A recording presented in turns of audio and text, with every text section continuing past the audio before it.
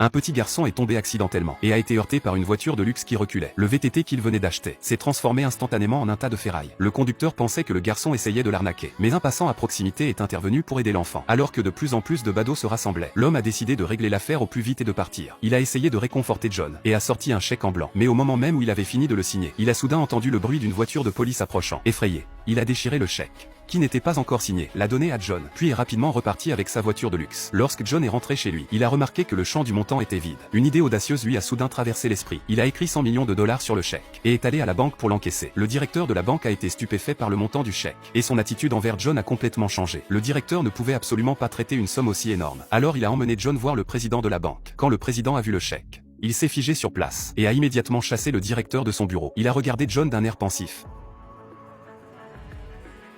a jeté un coup d'œil à l'horloge sur le mur, et a commencé à sourire en regardant le chèque. Juste au moment où John pensait avoir été démasqué, le président a soudain utilisé un briquet pour mettre le feu au chèque d'1 milliard de dollars. Croyant être découvert, John s'apprêtait à partir, mais le président l'a soudain rappelé, et a ouvert une porte secrète derrière un tableau au mur. John n'avait jamais vu autant d'argent liquide de sa vie. Cette scène l'a laissé bouche bée, mais il n'a pas hésité. Il a immédiatement rempli son sac à dos de billets. Peu après que John soit parti avec l'argent, quelque chose d'inattendu s'est soudain produit.